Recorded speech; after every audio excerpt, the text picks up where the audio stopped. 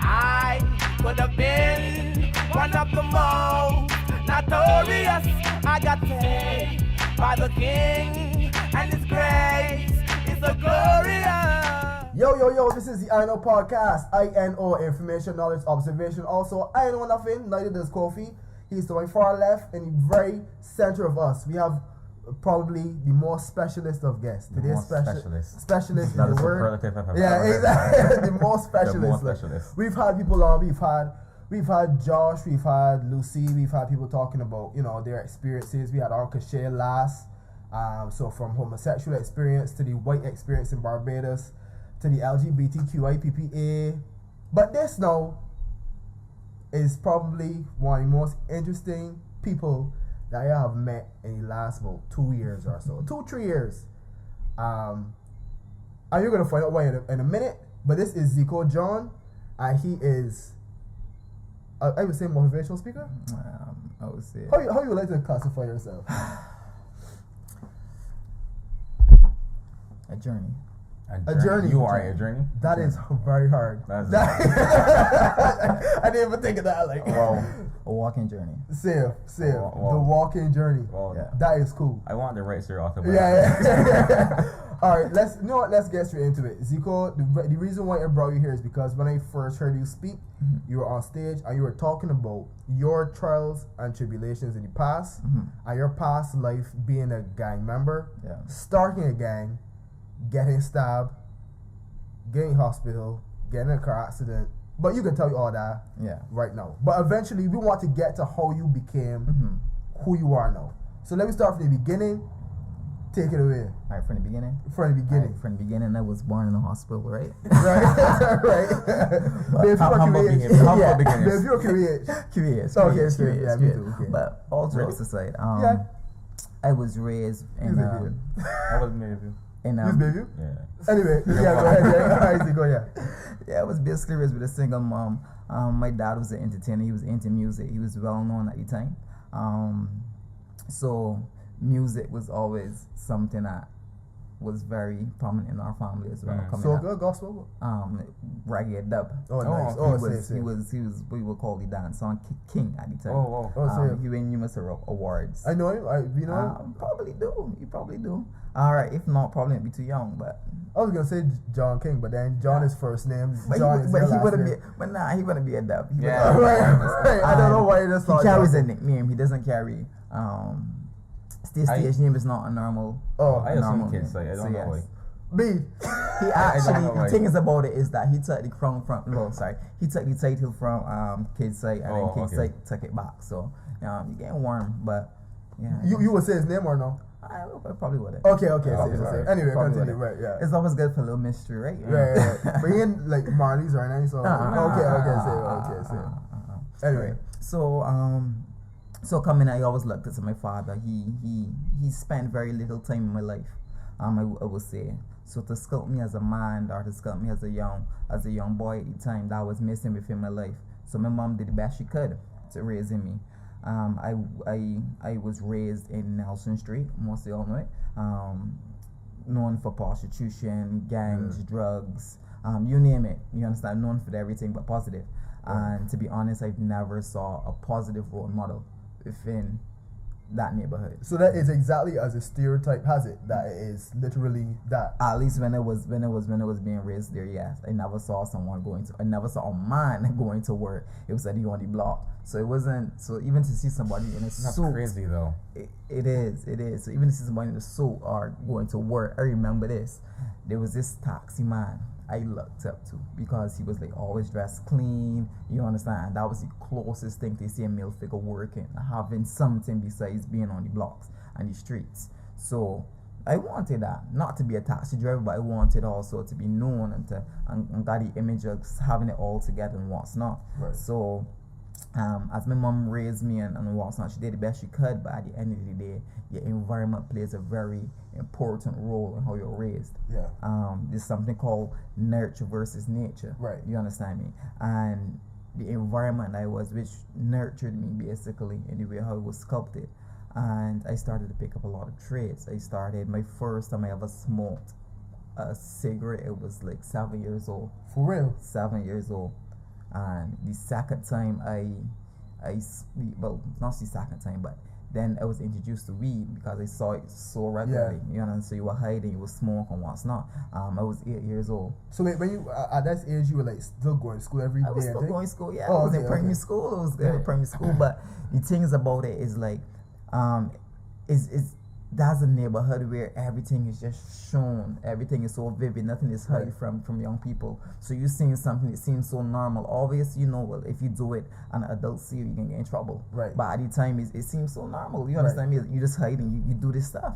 So was it something that like the other 7-year-olds you were around or what's not? Of course, no, because I was the youngest in my home. I had cousins and what's not. My grandma used to smoke cigarettes. So so that influence came from you seeing older people do yeah. it? Oh, okay. Older people do it. My grandma used to smoke cigarettes, so sneak a little cigarette here and there. Oh, okay. And, so it wasn't like widely accepted, but because you saw it, you would do it. Right. I would do it. I was mischief. You know, right. Exactly. Anything that I wasn't supposed to do, you would do. Okay. Right. So eventually, my father now used to smoke marijuana. So eventually, when he would left a roach or he would left something, I would try it as well. You know the roach, Marcus? You mean like the caught ones? Right? Which should be like small joints, small marijuana joints, which should be left back and what's not. So I would start smoking and what's not. At this point in time, I was playing Pokemon cards. And I am honestly amazed at this. When I was 7, I think we had Pokemon cards at that age. 7. We were 7 year in 1998. That was. Yeah, we were in class 1. Class 1? Yeah. Okay, that was right before Pokemon cards. Which is, I don't know what I was doing. I was probably eating crazy here. I was running about with somebody's child that was white. It was a white person. That's all I know. There were white children around me, right? But anyway, continue. Yeah. So I did it. It wasn't all bad because my mom didn't know. You understand? She just thought I was the average kid going to school and what's not, getting a lot of mischief. The average kid or the average Nelson Street kid? Because I'm going to assume those are not necessarily the same. She would assume the average kid in general because you understand me? My mom taught me very pleasantries, how to speak, yes please, no please, how you're doing, and stuff like that. My mom did the best she could. And so she basically saw me, but as it was mischief, I was very good at hiding and doing stuff. Right. So I'm going to school, as I said, who you are will attract who you are. Yeah. You understand? So eventually I started to attract people either in the same lane or in the same direction as me as well. And we would hide out and do different stuff and what's not. And this is moving on, or this is like... This is moving on, but this is even still in primary school. We're still in primary school. We're still in primary school. I haven't left the primary school stage yet. So we will go even shoplift places like Purity and different stuff like that. At that age, you carry a little bit skate. So like a little shop. No, but it's a little clique, like a little. But it wasn't really a clique. It's just like mischievous little boys. I don't want to get a name because it had no name at the time. When you said shoplift, I imagine like the corner shop. But you said shoplift, Purity. Like Purity and supermarkets and what's not. I can imagine recess gone by. I remember that kind of recess. Yeah, boy. Just take a whole bag of bread and put it on you. Like a rock cake or something. Yeah. Not like really a rock cake wasn't my stuff. From ice cream from ice cream cones and who's shoplift ice cream for ice cream cones? Yes, I remember playing ice cream, but you call ice cream the cone. I remember playing inside of my shirt and started to print up eventually.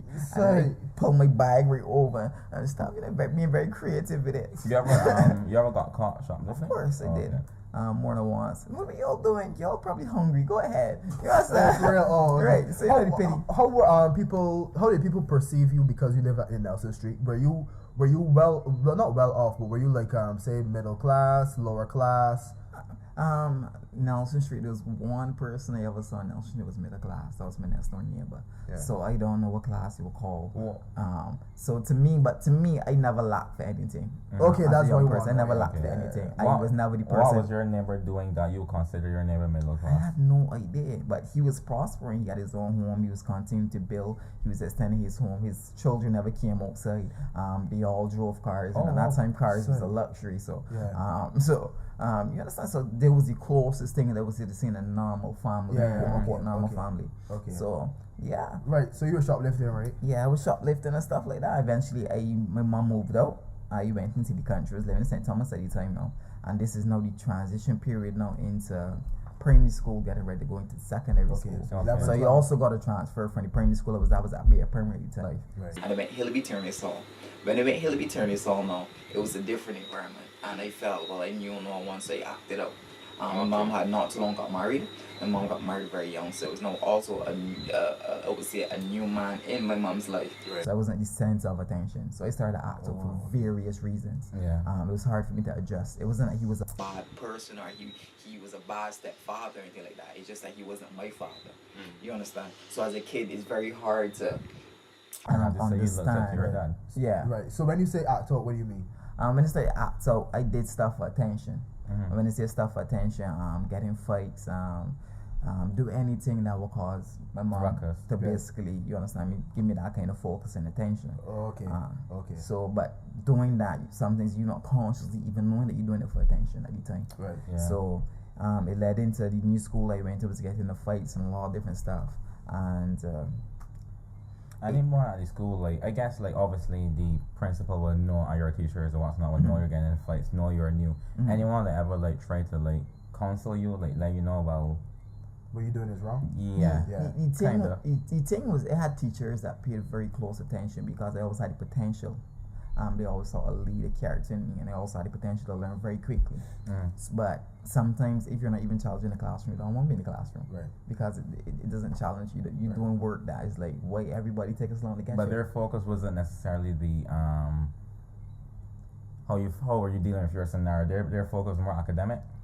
It was basically both, because you still want to understand why is he acting the way he's acting, but because I wasn't the only one, it was a standout trouble tree. You weren't? Yeah, it wasn't a standout. Because when it was time for me to be in front of a principal, trust me, I could have spoke very well. Yeah. The pleasantries came in handy. Right. So it was like, so somebody else would have had a trouble, and they could always think and process and it is you, the reason why it was he who troubled me first, and I was trying to get myself out of situations that it was basically my fault at the time. What was like at Grantley though? Like, how were the other students? Because Grantley and some other schools have a reputation, right? But how was it? Is it really what people say, or it was more kind of passive? Yes and no. When I first went to Grantley, not to get a bad name, but when I first went to Grantley, for the first week. You? Yeah, the first week. But this was me, because I had a mentality that I get what I want. And you understand me? And if I don't get it, it means I never wanted it. So I was on the basketball court, we were playing basketball, and a fella took the basketball from me. And I basically assaulted him and slapped him in his face. And that was the progression. He took the ball, he slapped him. It was like the prison mentality. You gotta make yourself known. You gotta know, like, here now, right? So my reputation grew quickly. Plus I went to that school with knowing a lot of people. So I felt that back at it. You know these people from previous schools. And plus I was transferred from Bray Primary to Hillby Turner's Hall, and from town to the country. So you still had a lot of people. You understand? I knew a lot of people. I like how your man drop a bar and this was a bypass. If you didn't get it, you had never wanted it. But that was sick. It is. That was it's still my mentality. Yeah. You understand? But anyway. So eventually I got a lot of different violence and a lot of stuff like that. Now this is where having friends turned into a crew, and how a crew eventually turns into a gang. Okay. Now when you first go, one for all for one. I know you use my friend, you can get it for me if I get something. Right. That kind of brotherhood kind of stuff. And when we enter into the school, and because you knew you had this back at it kind of gave you license to basically do whatever you want. Yeah, because you got people back there. Exactly. Yeah. And because when I first went there and having this preconceived idea what the school was all about, where if you don't be tough, you can get picked on, or you can be bullied and all these different kind of stuff. You had to show zero fear. And this is at what age? This is 6. This is first form still. This is first form. This is now basically assessing. Now this is basically assessing the conditions of the school and knowing what it is that these people is really after. So you understand that if you don't carry this no fear attitude, you eventually could be bullied, or you gotta show like, I am not gonna back down. As you said, like prison mentality, right? So you gotta adopt this here from early. You gotta pick out like, this is what it is. So from there, the group that you with eventually becomes a crew. This is your crew you hang out every day with. You understand me? To be honest, school was never the main. School work was never the main focus. It was never a topic of discussion to see how important it was. You in first form, you believe you got all the time in the world, Right. and education does not seem as a priority, and it was not really focused. Like, go to school and learn. They hearing the old people saying this, but you don't understand how serious it really is and how it contributes to your life. So Wait, just one question about Bradley again. I want to know if do the teachers pay? Well, I guess because you only went to Bradley at secondary school, so you can't compare. But did the teachers pay a lot of attention to the students' education? yes, I will be telling lies if they say they didn't. They had some teachers that was chasing behind me as well to continue to learn at different programs. I had a teacher as well. He still teaches. One, Mr. Griffith. He did lessons for free. Okay. Even after school, you understand me? He participated a lot, even in my personal life outside of school as well, Right. because it was also gifted in terms of athletics and what's not. And he really wanted me to really go down that line, but because there was so much different distractions within my life as well, dealing with trying to stay alive at school, Right. and going home. Jeez, oh, right. You understand? I'm now getting transferred from town to the country. Right. There's new Yeah, surroundings. I'm having a new father. All of these different stuff. Yeah. You understand? Happening Me trying all to at once. all Yeah, happening yeah, at yeah. once. You understand? At this point in time, I was wearing glasses so no one would talk to me. And Reasonable. Right. So and I had 4 Charizards. 4 Charizards. That was your I had accomplishment. different cards too. You have Pokemon cards? Yeah, I am shocked. I guess especially like my goblins. And you want play hard side level. But the thing about it, I used to go to this church, and the church had a lot of what we call middle class and up, upper middle class and up. And Pokemon cards was the thing. So if you don't have Pokemon cards, you can't fit in. Okay. You understand me? And my mom got me the cards because I wanted to face nighttime. Yeah, But when yeah, they got the cards, like, this game's so stupid. Yeah, Right? yeah. It was like, this game's so stupid. And then she just got me like the basic package where you got like Oh. 3 the same things Oh, you mean over like and you over. deck these 60 cards Yeah, that everybody yeah, had that would go in exactly. that would go in. Describe what you're trying to say. It was Gary blue. No, not Blue Eyes White Dragon. That's anyway. Forget it. Right. Sorry, that all them lame. No, wait, can't. Right. Yeah. That's off me. So so a lot was going on at the time, and Right. going through puberty as well. So I mean, there's so much going on chemically in terms of your brain and how to handle certain things. Dealing with depression, dealing with changes within your body, dealing with school work, dealing with so much. Before we move on quickly about, I want to ask you a question about you dealing with so much. You looked up to your dad. Was it you and your mom? Were you say like you were closer to your dad than your mom? No. My father was basically absent. I was saw him if I go and love him on the weekend and once now. Oh, okay. And I can give y'all a big contribution factor to what really had my mind in a sense. Like when you and your mom house and eating food, Yeah. you normally sit on the ground and have a piece of paper there, so you want to make a mess and Right, you go out and once now. I'm imagining. I've never heard that. And I hadn't seen my father in so long. It was like, boy, you're not seeing my father, nobody tell me what my father is. And I remember that one particular day, we went for this newspaper, and they grabbed this newspaper, and they put it down, and when I was eating the newspaper, I saw my father's face, front page. He was in handcuffs. Oh, see. That's how you found out. That's how we found out. How old are you? It was this is no first farm, this is not... I'm still trying to think about. I'm trying to compare my privileged life Right. to this. Right. So, and this is how we found out. So imagine the rage. Yeah. It became so. At first, it wasn't rage. At first, it was sad. It was like, wow, and this is what it was. And it was not eating the paper. It wanted to preserve the paper. I was like, this. And then eventually, this got so angry. I remember ripping at the paper and all these different kind of stuff. Like he never even wanted to be in my life in the first place. Okay, wait, just backpedal. You didn't have plates. Yeah, we had Yeah, plates. That was the place match. It was like Oh, place okay. man. I'm trying to get understanding with Nelson Street life. That's all. Okay, cool. Okay. No, we in Nelson Street in the Morris country. Okay, right. You said no. We had plates. Okay, this making sure. But yeah, so you see your father, he was in handcuffs, right? That's right. Even if they didn't have place, my newspaper. I know. I thought it was like. I want a cereal box or something. I thought you like poured the rice on this the is plate. just so you want on the paper. this is so you want soft. that dirty. Yeah, like Right, right, right, when I right, see of Sunday course. comments, I got your meat. Right, exactly. This is in Nelson Street. This is actually a very, Yeah, it's a good, alright. a very good home, Okay, nice so lawn to Thomas, run okay, about cool. on. Okay, cool. Right? Right, So yeah, right. but I was so angry and so going into school and all that rage and not really understanding what it is that you're really dealing with. And people not understanding what you're dealing with. So eventually you use that anger and you really wanted the outlet. right? So in school, from the crew now, where it was like you do this, you do that. Eventually, the crew, it was like you look out for me, look out for you, and because, as I say, who you are will attract who you are.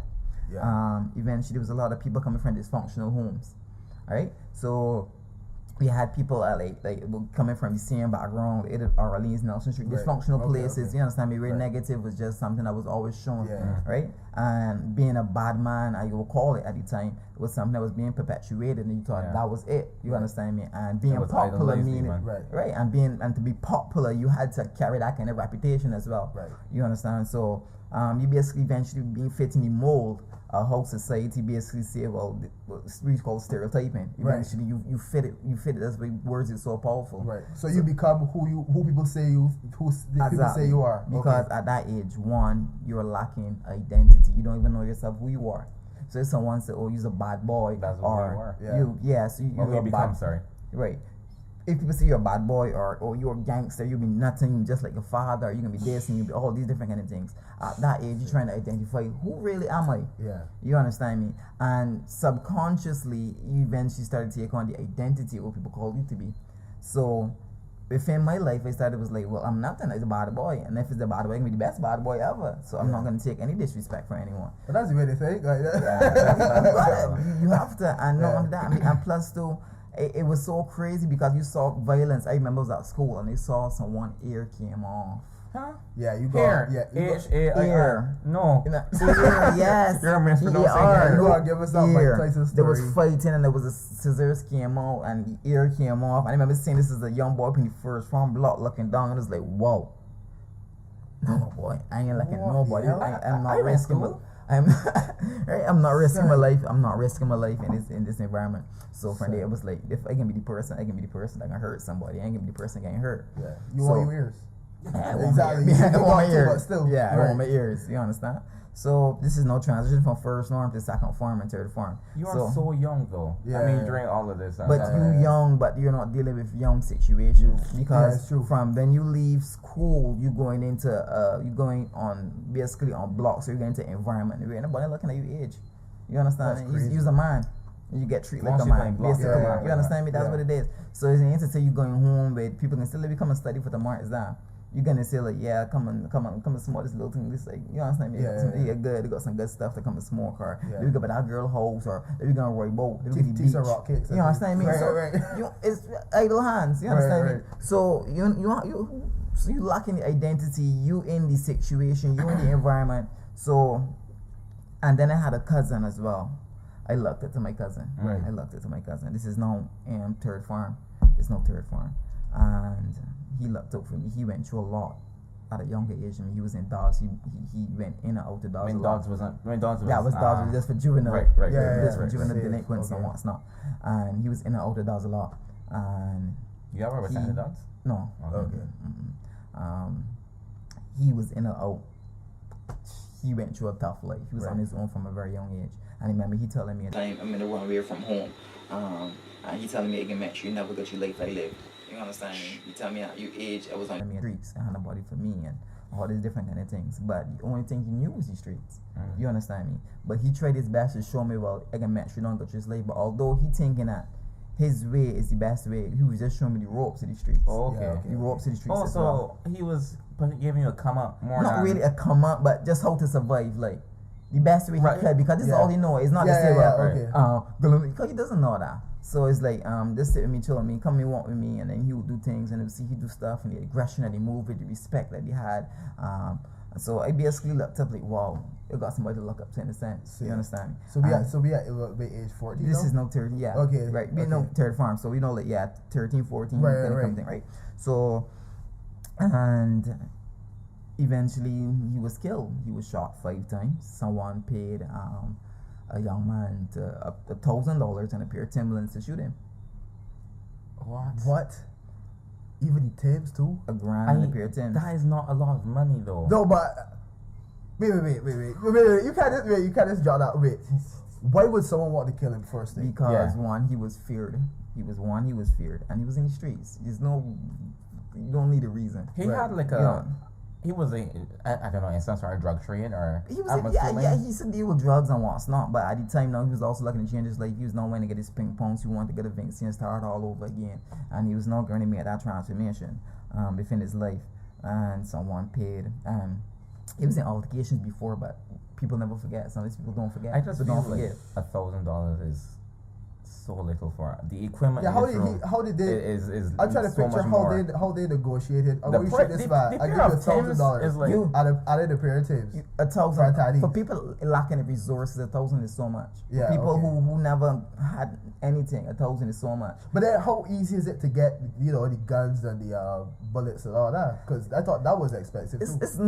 It's not. It's like, for instance, if we talk about Pokemons earlier, Right. The reason why some people was lucky to have rare Pokemons is because Right. it was in the society of Pokemon. People who played Pokemon cards and what's not. Yeah. So We had a Ninetales be. right. So for instance, if Anyway. you was in that particular circle, Yeah, you would it get was them. easier to get certain Oh, stuff. okay, the access okay. is there. So right. So if you're in a community lacking in resources, lacking in funds, lacking in so much different things, these tools eventually is gonna flood the streets. It's harder for you to gain what it is you gotta gain.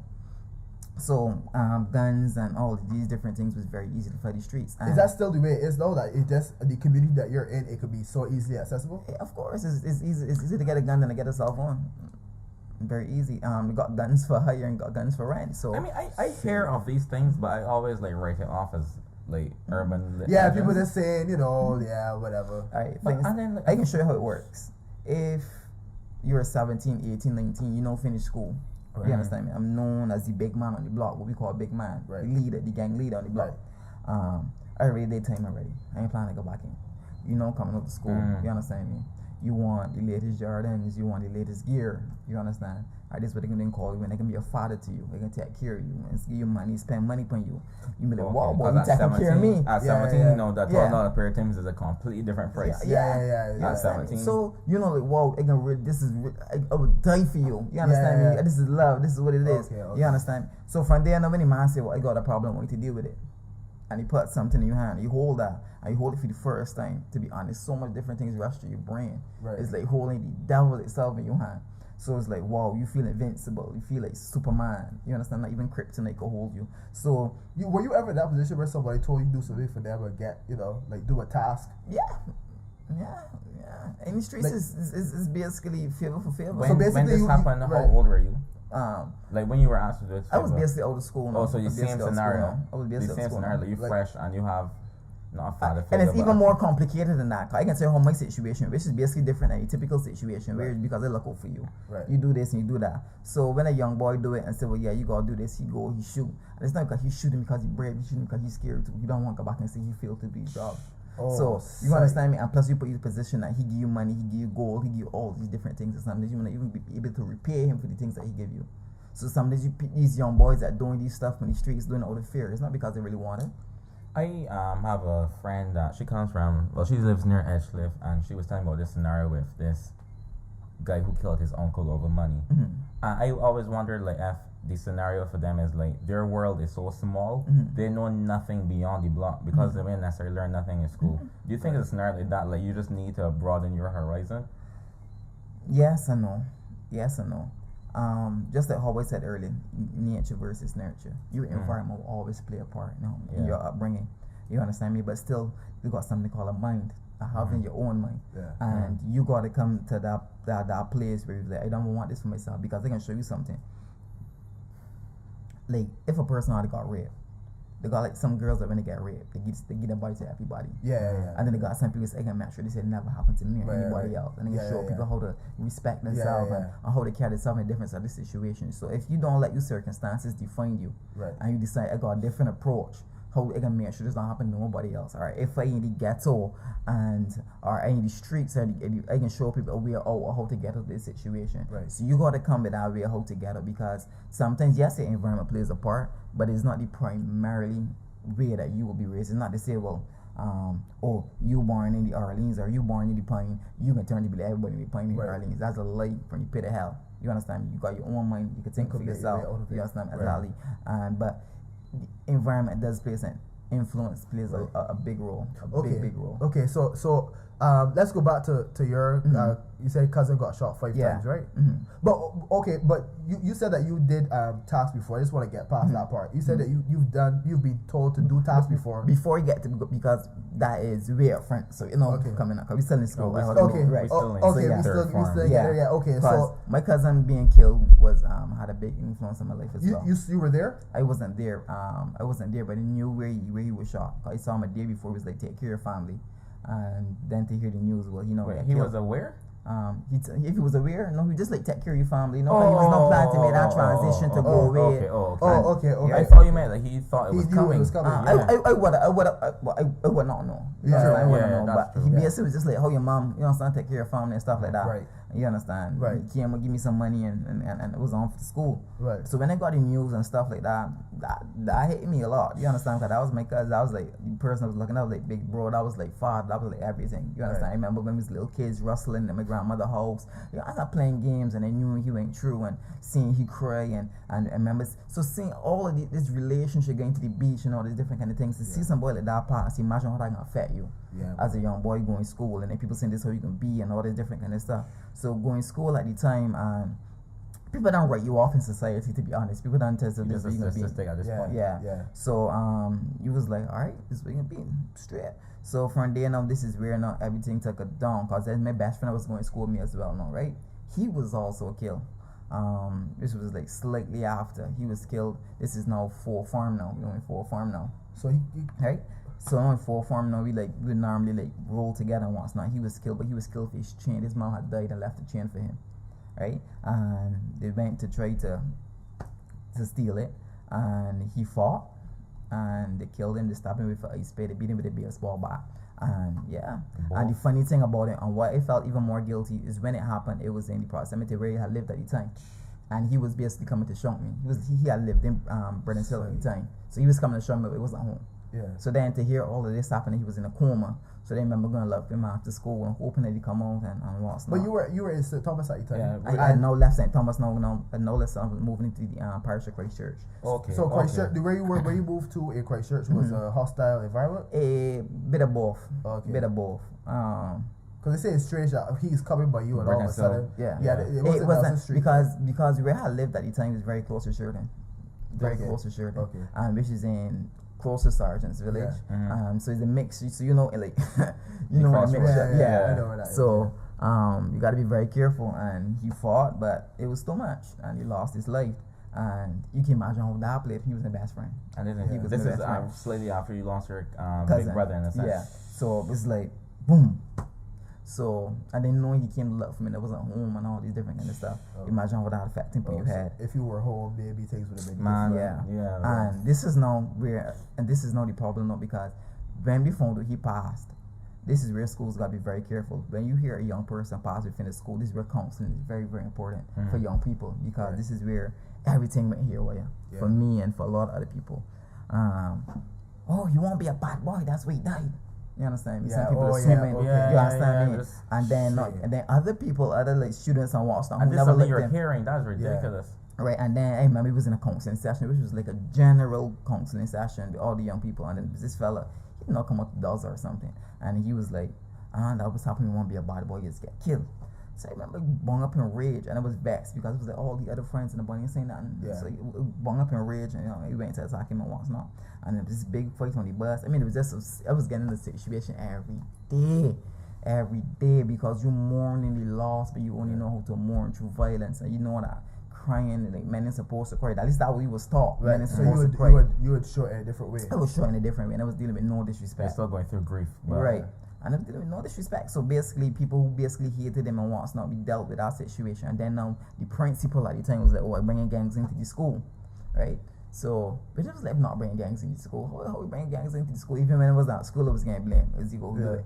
You understand me? All these different kind of things. I remember being sent home from school, and so like because I know reaching on the place where like I really know like realize that time taking is just soon for the world of work. I better gonna learn something quick now. You understand? I better learn now. So you know, for a farm, like you really gotta learn. And then you see people getting kicked out and all these different kind of things, and then you dealing with it so much because you getting ready to make that transition. Right. I mean, it was so crazy. And where I lived at the time, it was funny because where I lived, I had an uncle-in-law too, which is a gang leader as well. And I remember seeing people get shoot at in front of me, drive-bys being passed, and people getting shot, putting the ground hole in his son and what's not. You understand me? What's it like being in a area where there's shooting? Because from what I understand is like you hear the noise and you don't know where it's coming from. You don't know if it's coming at you. What is your physical mental response to that? The thing is, it was not, I won't say necessarily fear. It wasn't say fear. It's just kill or be killed. It's that instant jungle mentality, you know. You understand? It's just kill or be killed. So when they're hearing shots and what's not, although you new to it, it was just like, this is just another day in the hood. You understand? You used to walk with something? You used to walk with? Not a gun at the time. Just a little bit of knife or scissors or a stick at the time. You understand? I heard man said knife, scissors. I said, yeah, but Casual stuff. Yeah. that was like the basic part, like the basic kit. You understand? For survival. So you seeing stuff like this, so you seeing stuff and things, so you just realize that this is just another day in the streets. So I remember that my principal accused me for a lot of different stuff, and it was at school, like really trying to focus and put my work on what's not.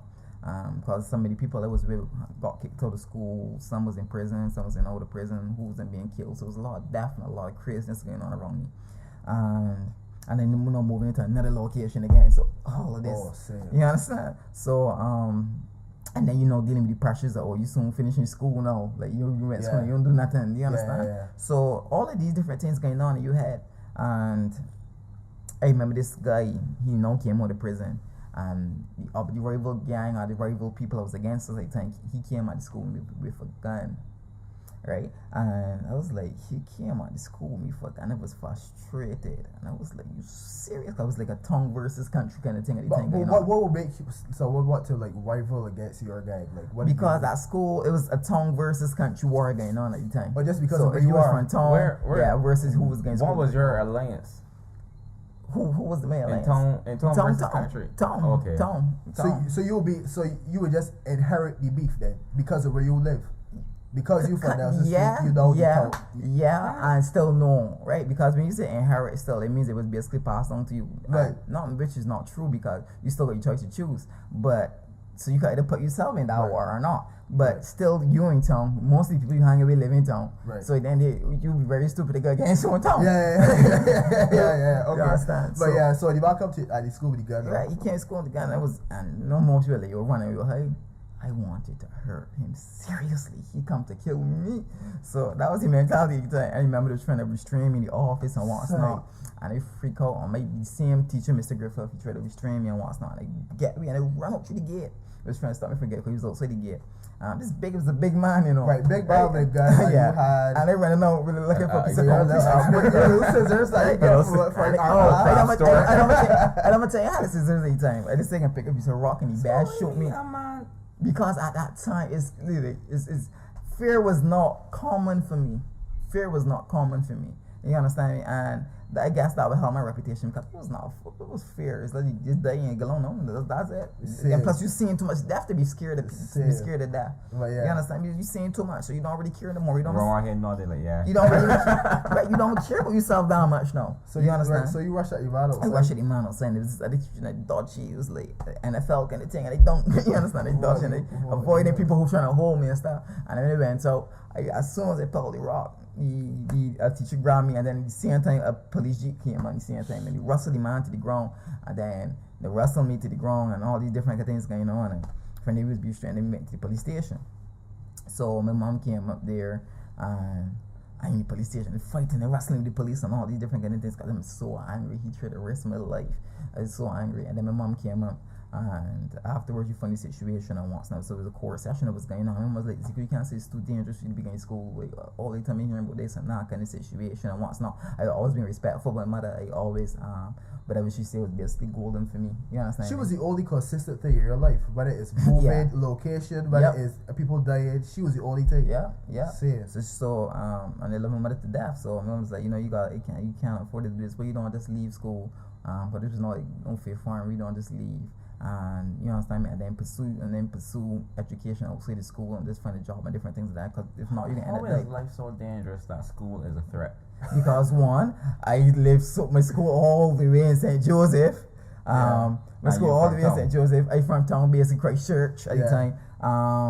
I ain't worried with the fella with the gun. Imagine how that feel for my So the only conclusion I would feel be, stink. I feel stink. So I mean, I didn't know that. Then you also aware that your friends being killed. Yeah. Then you understand me. So obviously, as a mom, you was like, I need to protect my son. Yeah. So she then finished. So how come she never like transferred you?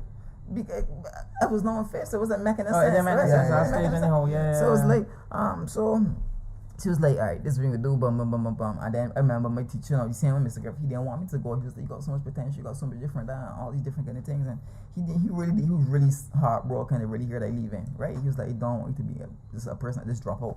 I was like, yeah, bum, bum, bum. And then say drop out of school the Friday, they're working the Saturday. I mean, if it's drop out of school the Friday, they're working the Monday.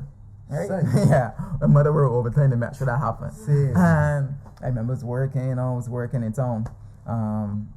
And this is where now even it twisting now because from there now this big stuff you can see it's no longer school chill no more now. You deal with man business now, right? At this point in time, I got my first friends that called me. That was a 16. Yeah. My first girlfriend. People like your life no start. Well, Mario only remember me for 6 4. Yeah. Anyway, but yeah. I done lost my virginity long time. Anyway, but if you have glasses and braces, right, your life will be so different. Your school life will be so different. Anyway, yeah. Glasses and braces, save my life. If not, I would go. I expect to. that was a blessing in discussion. I'll be keeping rock cakes. Yeah. I guess that's a lesson to parents. Yeah. Glasses and braces for your children. Get glasses and braces for your kids. Yeah, exactly. Right? But yeah, so you're working right. Right, so you start working so from there becomes a lot of serious business, the more school stuff, so you're dealing with men stuff, you're dealing with people in and out of prison, and you're dealing with a lot of different stuff. And then for me, it was lawless. I had no fear. So from there, my following even started to grow. And this is now where the introduction of Crips came in. This is when I had a big wave of Bloods and Crips now came into Barbados. A lot of the police that came back at the time. And it was the Bloods and the Crips and what's not. I think Barbados was flooded with Bloods at the time. You understand? With Bloods? With Bloods, okay. Yeah. Right? For people who don't know, Bloods and Crips is the organized gang. It is the second and the third biggest gang within the worldwide. Right. And it strains from different country to country due to basic different rules. And Bloods real red, Crips real blue. Mm-hmm. You understand? And they had a lot of Bloods at the time. And for me now, I was like, I just don't like people. Who these people really feeling was, right? I tell myself, if anything, I could be a Crip because I too much of these people. I didn't like the following thing. That was I was never a follower. So then from there now I got involved with some deportees that came in and basically show me the knowledge and what's not. I studied and cause you gotta study, you gotta know what it is, you gotta know the hand signals, you gotta know what was the code of conduct, you gotta know every single thing, you gotta know how to tag up. So you gotta start from the bottom and come up. Always wear blue or whatever. Yeah, and you gotta know you mean like graffiti? Like graffiti. Oh, okay. Right? So cool. you started from like small little stuff, like petty crimes, and you basically come up. That's and all this in Barbados? All this was in Barbados. I never took organized crime in Barbados seriously. Yeah, it still happens now. But what areas though? Because that's the thing now, because you're looking at areas. Every block is not a gang and every gang is not a block. So people be looking at this spot. So because it's an organized gang, you don't necessarily gotta be structured in one position. Yeah. You understand me? And this is what organized gang you got people from St. Lucie, Christchurch, all over now coming together because I just say Bloods and Crips is an international something. You understand me? So you could be in America and still be affiliated with that gang culture in Barbados. So where would it like go somewhere like to fight? I think. So I don't think it's got me there. Because there's so much advanced. Maybe I wonder. I can show my first altercations came in with that gang was concerned because I just said Barbados was flooded with Bloods at the time, and Bloods normally wear the red scarf in the right back pocket at the time, and because now I was not getting into the whole Crips, I was basically moving solo. All the time was so much Crips in Barbados, right. And if there were Crips in Barbados, it was very selective of where they go. Okay. So British Town was flooded, and because I worked in British Town at the time, I was like, so I got in a lot of different altercations with well, yeah, but you're a Crip, yeah, just walking across the blood trail. Yeah, I mean that's the thing. So people like, who you feel he is? You understand? Yeah. And you're scared. I ain't taking a different road. I ain't going around the bar. I ain't walking to the other side of the street. It's like you want to do this. And I remember throwing at gang signs and what's not, right? Yeah. And people like, I guess it kind of had them he don't know you by himself. So they kind of figure out like what was my kind of mentality. So you know, we can see you. Yeah. So it would be like bum bum bum. It got this adrenaline inside of my heart. Like anything can pop off any minute right now, right? So this is like every day going to work. Yes. And at this point, do you still have the scissors or did you upgrade? I still had the scissors. You do it. You need some long range equipment. You can see the alpha. I said long range equipment. They might go and work with a rifle.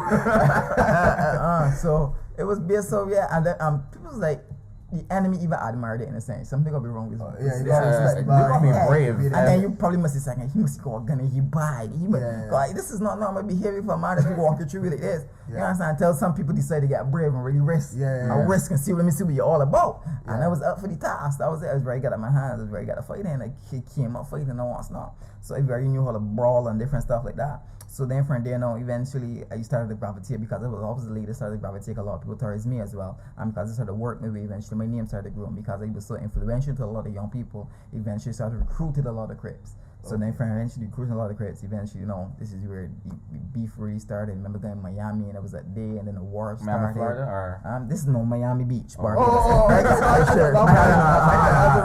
recruit better.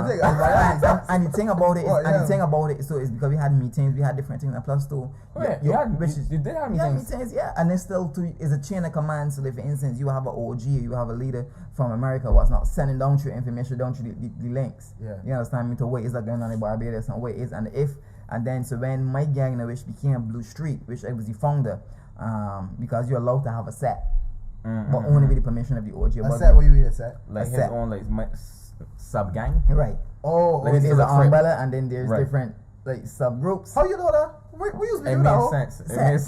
It made sense.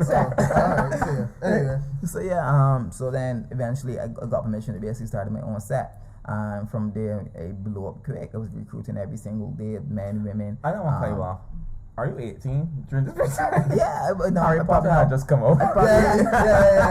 Yeah. They are normally 18, 19, 20. So I'm recruiting every day. I doing what they doing. Question though, when you are the gang, what would this be doing?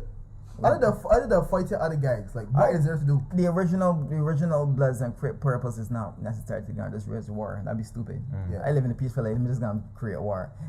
It was supposed to be this brotherhood and family, and we're one person local finances. Like for instance, I remember this. We going through town, and then we see this fella in the right attire, having the beads. Quite had beads as well. The scarf and what's not. I was like, yo, he sang from where he said he was at. I tried my saying should be said it was at. And then friend, he was like, best friends, like, yo, gonna you want to drink, cool. And there was always that kind of unity. So he's like, you never know a person, like because that person wants. But that's so cool, though, man. So like for that, like you think, and then for that, then you still got the connection overseas and still, and people like, yo, what's up, cuz? Because that was the name. This can be an odd comparison, but this is like a lodge, right? Kinda. Right? Okay. And then you go through the initiation stage where it's like either you get beaten for X amount of seconds. So that is real? That's real. a thing? That is real. Alright, let's get into that though. You're gonna get into that. But you said you kind of pioneered your own set. Yeah. Right. So you had to go through initiation? Yeah. Oh, okay. Alright, cool. I just can't say, gap and say one day, one star, one set. That'd be stupid. Alright. You understand me? So to get into the beating initiation. Right. You find out the OG for whatever set it is to say what this was going on, you get beat in. You get beat in. Yeah, you get beat in because you gotta show your loyalty, you gotta show you to stand up on the pressure. So you fight XYZ, and then for women it's different. Women it is more sexual. It's more sexual. So it could either be a gangbang or it could be yeah. But it wouldn't be rough though. It would more be like it's a consensual like. Marcus. Although all gangbangs are rough though. Marcus, I'm just saying. Marcus, I guess that is down to the other gender is getting beat. I can assume this is not a friendly gangbang. But I don't know. You were there when this happened. Because some I would then eventually say, well, yeah, this is the girl who benched me, and then whoever decided allocated. Wait, you would have had to party gangbangs. Yeah, to be honest, I wasn't that loose in terms of this. Any girl ain't just gonna bump up on. So you were hold she, you'd be about to hold she down like. No, it's not rape. It's a difference. It's not because if you want to join a gang, obviously people can't rape you. You have to know what this is. What the steps are. So you can say, well. I come to get raped. You understand? And then it still comes down to basically the person in charge of OG to say, well, is she should or is she should not. And to be honest, it wasn't that much very I watched girls wanted to lose virginity to get into the crew. But it wasn't much. That's I would say crazy. That because is they always weird. thought I was stupid. Even at that time, I was thought like, yeah, ain't every person. So would these put are like this. young girls. Yeah. The young age, No, like this 18, is like this is your this age. is I am still not thinking this age, this is though. like this is no this age is not range from basically 16 to all the ages of 30 somebody. Okay. Right? So right, but your beating was like it was bad, if it was bad, like I did tough, so it was normal. So you're not allowed to You can fight back. Oh, you You can. can fight back. Oh, Yeah, okay. you can Alright. fight back. I don't think you just not somebody beat me like a drum. As you said, you were versed in fighting. Right. So I know it was like I know for other places someone would say like on TV it'd be like 2 minutes to just a beating and then Yeah. you stop. Like how it was how it was many- like that. It was like that. Okay. It was like that. It was like basically 3 minutes. You go. So I did go fight 3 back. minutes You is a long you time, fight back. man. You swipe and you do what you got. You know it ain't gonna last forever. Yeah. And then as soon as it finished, everybody embrace with love. Everybody Right. embrace. Everybody hug you. Say what's up, cuz you understand me. Everybody. And then from there, That's crazy. this celebration. He's like, yes, you did it. You get through this thing, and then from there, you're basically giving your mission. All right, last Your question. mission. No, sorry, your mission. Like, Like- for instance, like Grand Theft Auto, you yeah. gotta come up. All right, if you're looking to come through ranks, Uh-huh. right? It's certain stuff you do, and everything is not necessarily criminal activity. It's just also called. Don't forget, it's an organized gang. So it's like how we gonna make money, or how we gonna do this, or what we gonna do, and bum bum bum. What's your next step? That's what depending upon So they got an your OG. accountant or something. Right. Depending upon your OG, because for instance, Secretariat, yeah. because I just say there will be meetings. So it's a fit instance come and say, well, yeah, too much heat when these south side, or too much heat when they want with the wrong person. So certain things just gotta happen. So it's not necessarily just at war, and then like for instance, if a war do happen, I gotta say, well, this body gang is seen with this person cross, and so you gotta deal with that situation. You understand me? Right. And so you will know what's your mission. All right, but you need to spray paint your walls and everybody know this is your territory. Now. Oh, but You it was understand? all lawless activity. It was Yeah. never like go help Miss Margaret with the groceries. It was never none like that. I don't think that was a priority. Right, it would more be like paint the place, make sure people know that you're there. Yeah. Make sure find out what the other guy is doing. You like got spies, I Like guess. I espionage? don't know. Yeah. So like and you can use women as well to trap even rival Hey gang man, I've members. heard about that. Yeah, you can Really? use women. Yeah, that the women they will like get the information out the men. Oh, like Or pin on set it top. up, or just put in a position where he's set up. Safe. Yeah. That's crazy, B. What was one of the like craziest like missions that you've been on, personally? Or it wasn't really anything too. That you feel comfortable talking about. Well, That really? there's so much, right? Oh, okay. Because it's all a wars where you just got to try to like preserve your life. Right. So Same. so you can imagine all different kind of things going on at that time. Then I guess, for instance, there would be robberies. There'd be a lot of different things. So it could be crazy. I ain't going into details or what's not, right? You So, can, well, you can talk about the robberies though, Mhm. because how do well, just criminals in general, how do they choose which houses to go and rob or whatever? Just for anybody that's watching, like, I wasn't never necessarily a robber per se, so I won't say like for instance like I just explain this because I just I was never in a position a lot, right per se. So for instance, everybody in the crew ain't all positive. Okay. So you understand me, but everybody still got your back regardless. So, Right. So there would be some people say, well, yeah, I gonna look for some money, whatever the case is, they can deal with this situation or what, because the dysfunction at the end of the day. Right. You understand me? So they will know. I ain't get involved in too much details in terms of a robbery. Cause I don't see Is sense it in a that robbery. you would like target the relatives of rival gangs? Nah, Okay. robbers you can target who got money. Okay. Right, but that's what I was trying an to. easy target. That was what I was trying to figure I guess out. Yeah. it's simple. Watching people routine, Yeah. knowing Yeah. who's be at this particular house, knowing this house real easy to get in. This house, Yeah. this is not a burglar bar. Is the person. So it's very simple. It's not hard to say. Well, let me see which house to get in. So yeah, so I knew people, for instance, that did various acts. Just like the same thing with the campus strand with the guy. Yeah. I knew him. He was also part. Like, yeah. Not to get into too much details, but I just say it's certain things and certain activities and what's not that I was basically aware of. But in terms of like, okay, so I just try to get into the mind of somebody that would do something like breaking and entering. When they think about breaking and entering, right? Would they go there armed? Would they go with the intent to also hurt people while they're stealing things? Like how that would be? As a robber, it's no one intention to gonna hurt people to get what they gotta get. I guess that becomes a last resort. Okay. That becomes a last resort. If I need to preserve my life, or if you need to save my life, or if you need to get away, it can go hurt you. Or if you seem like you could be attracted to me, it can go hurt you. And if you seem like you don't move, you still want to move, it can go to hurt you. Right. So it comes into always a last resort. And Right. sometimes when people performing these acts, it's just to scare the person in the act. So sometimes you see a person mistake and stop a person out of fear. Yeah. You understand me? It's just to scare the person. Obviously, if you do it from time to time, eventually you practice anything long enough, you become much better at ways that you're doing. So yeah, so eventually it finds itself in this. But this is so back now to me basically being part of the gang. Right. There was a situation where this guy, he basically asked if you Zico, he's supposed to be a bad boy. I just didn't like the way how he basically approached me, and then this war started off. And this is when it was stopped 4 times. You understand? He was fighting over scissors time. He got the upper hand, and I was headlocking him every time. He took these scissors and it was stopped. Basically, it was 5 times, but it was 4. It was 4 stops. Right? Where it was? This was in town. No, I meant. It's in Robert Street. Where Shoulder, my back, and on my spine, and upper neck. Right? You got a close one, buddy. Yeah. And it's with your scissors. Yeah. They same faithful scissors I had all 3 years. Because, the funny thing about that situation was, never forget it. The funny thing that I didn't know come from recruiting a couple of a young bunch that I was with. It was like very young recruits. Most of them was girls. And when this situation happened in town, what we call a quote unquote person that would say was a trustworthy guy, he was sick, right? But I just kind of deal with the disrespect at the time.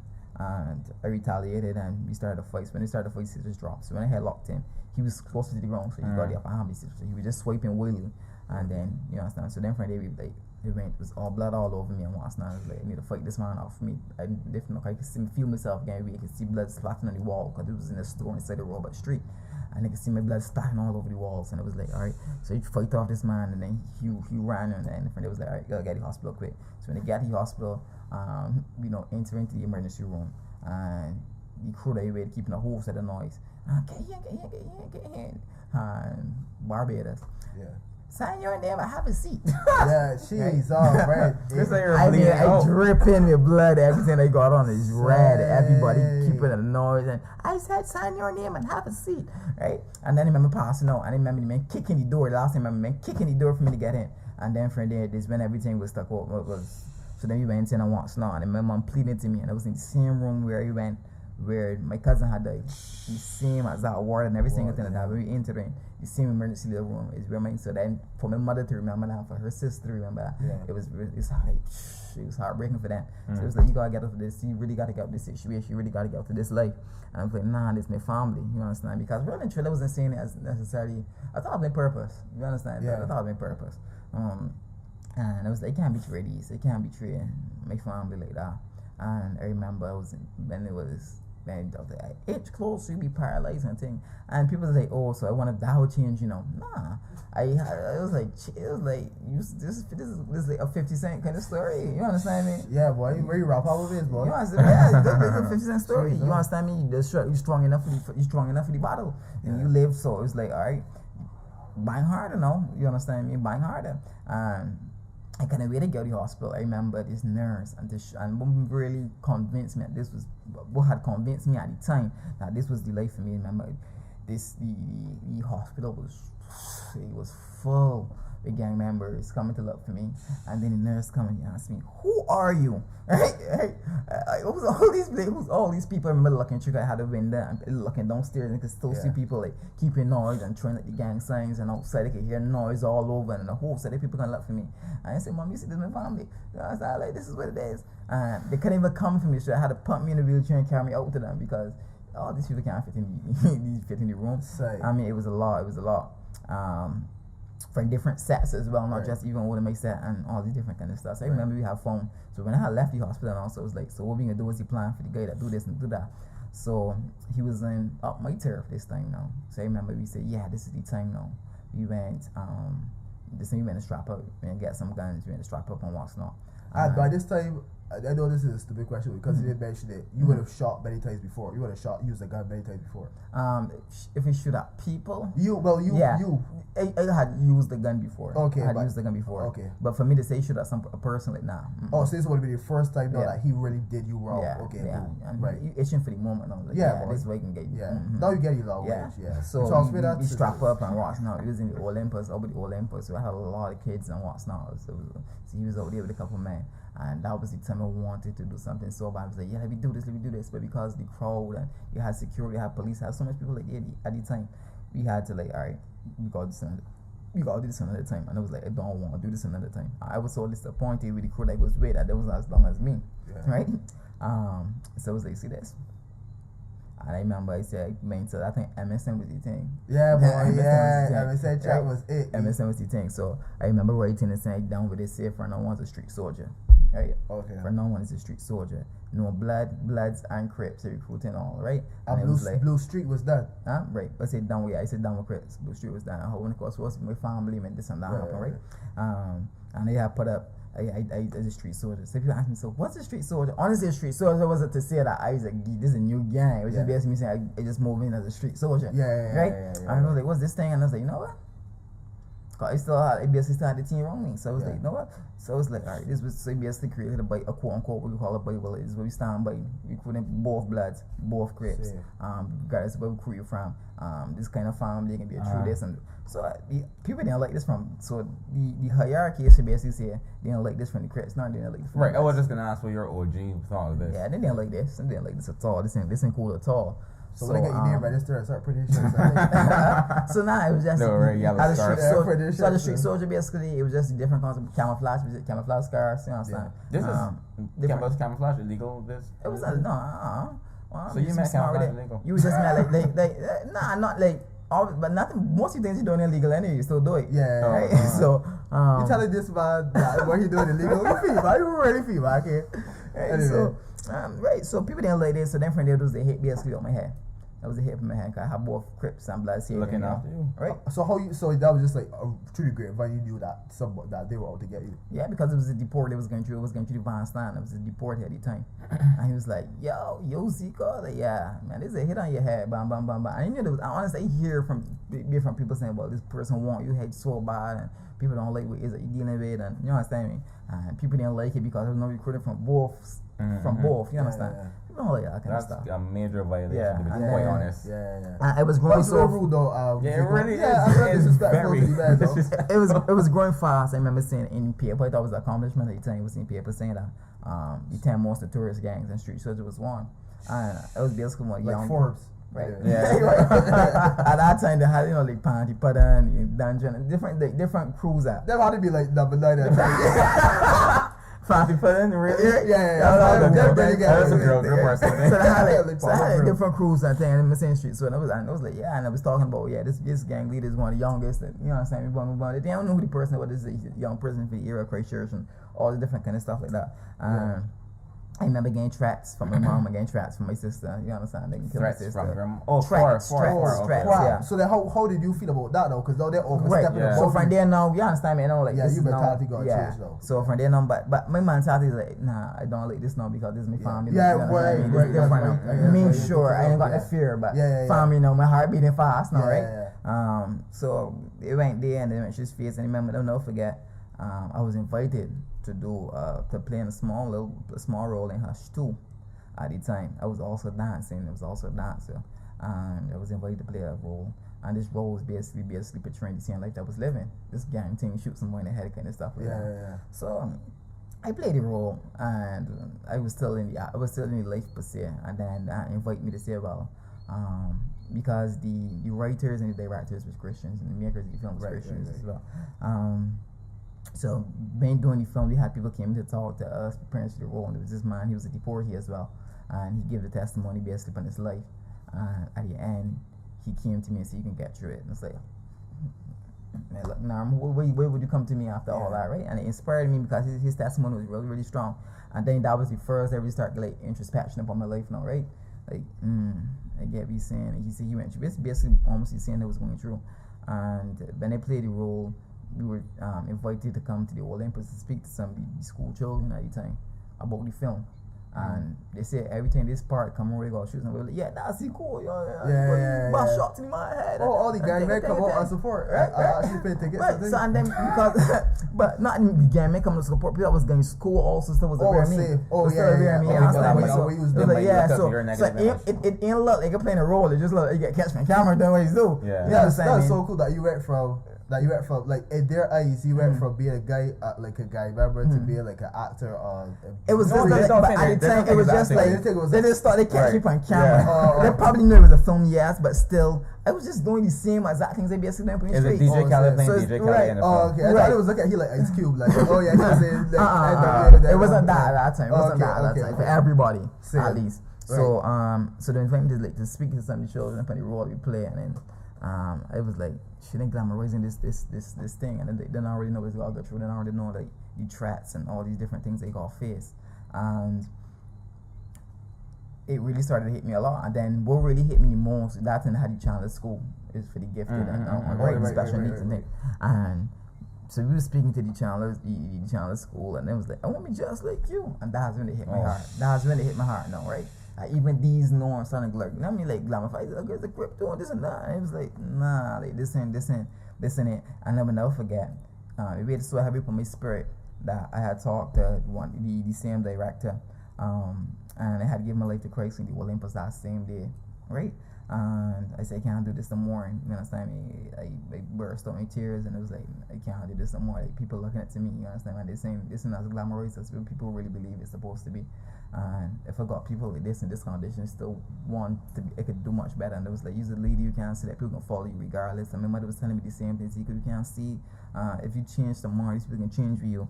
And I remember going back to the Olympus and talking to different schools and say, done with the gangs. And as soon as they said they're done, they said they're done too. They said, we're just in it because of you. And a lot of people just really had enough influence on it. Yeah, a major influence. And then all of them said and done too. You understand? All of them put on all of them just to say, well, yeah. So they, what's your next move, Z?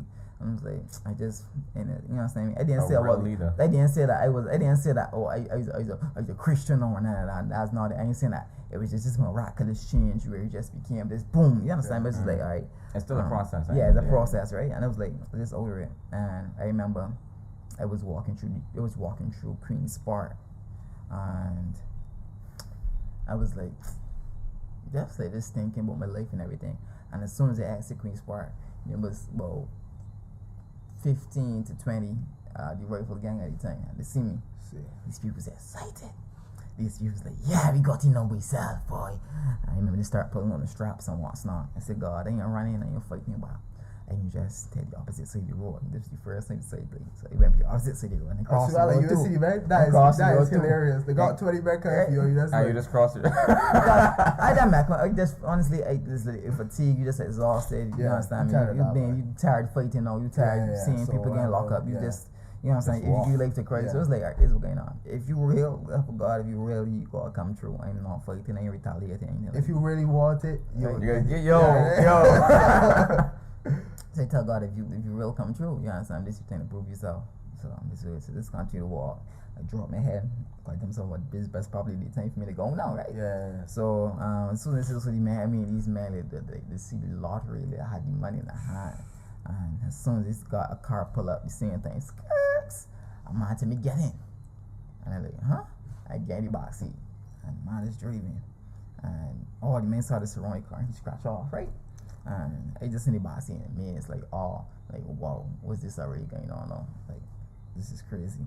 I asked some questions, he didn't talk to me. It just in the box seat, just driving. He carried me straight, carried me to a Christian event.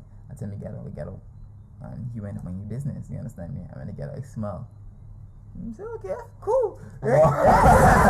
So who is this man? Like, you don't. I don't know. I never seen it to this day. I'm obviously I ain't aware who's this man. So I was just like, alright, cool, I guess. You understand me? So from and then cool, you guess. That's your reaction. Yeah, because from there, but if I tell you come true and you come true, I guess. Well, cool, dang. Like, about this car, he gospel fast car, but that was it. And then he carried me to a Christian event, and I was just like, alright, I guess this is where it's supposed to be. Yeah. That time it got involved in Praise Academy, it got involved in dancing for Christ and this game of arts to Christ and different stuff like that. In various ways, whether it was the acting, drama, whatever the case may be. And that's when I get involved in the arts. And that when it basically made that first step, and then from there my enemies, and I was like, wow, you changed with you. I look up to you. You understand me? I respect that. And they were no longer my enemies. You understand me? They were no longer my enemies. And then from there, I would say that phase of that whole organized gang culture basically faded away. So also so now you're fully done, right? So yeah, I know fully done. I know fully done. I know just entered it at that stage. We call it pretty boy stage, where you just like you just like dancing. Come to podcast wearing blazers. So question: Do you or did you go through a phase where you have PTSD? I would say so. So what about now? Well, not now, but in the years that went by, you would have seen the rival people and like what became of them? You would shout them like? I would shout them and they would show me. It's full respect, to be honest. It's full respect. And the funny thing about you don't even know it. You don't even know the like. For instance, be like, yo, respect that change that you make. You know, some respect ways that you're doing and all these different kind of things. And the things about I have backsliding. And how I backslid. I was looking out for me to backslid in ways in terms of getting back into the gang culture. But it wasn't that I was into entertainment. So I started to do music. And when I did music, I remember I was invited to perform at Kingston Oval. This was I'm involved in a popcorn show. So I was like, I ain't turning this down for nothing. You understand me? After maybe I had a song with just two words. You know, this word. You follow footsteps too? Exactly. I actually my father to actually give me the link to make sure this thing happen. Right? Crazy. Right. So for me, sorry for cutting you off. Your dad got back into your life during any of this? My father was just when he was back up, we would talk and things. Me and my father got I won't say a good relationship. But we would discuss anything. Is your father Vibes Cartel? That's hilarious. No, honestly, no. He isn't. I hate guessing. He isn't.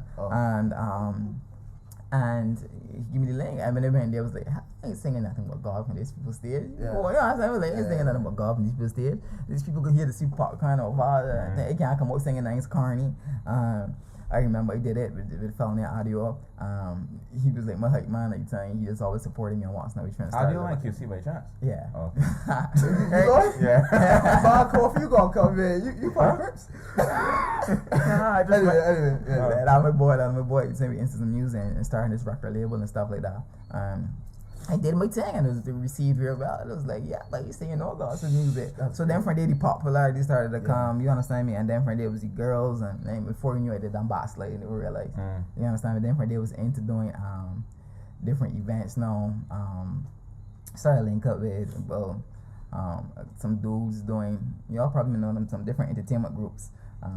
Doing different events and what's not. Okay. Right? This is like I trying to place this in time. This is like when the pasta movement was kind of. This is no way I would pasta, but this is no into like water explosion and things. Okay, all right. I got you for sure. So like people like Akilo Kamabash and what's not. Yeah. So that would be my boy right there now. So from there now we're just basically into the party movement from there now. He might come here. Huh? Yeah.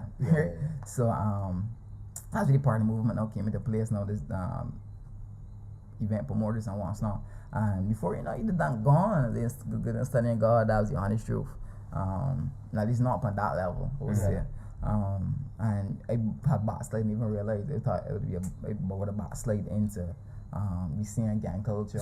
So that what made you then like fully commit to God? Like what is that?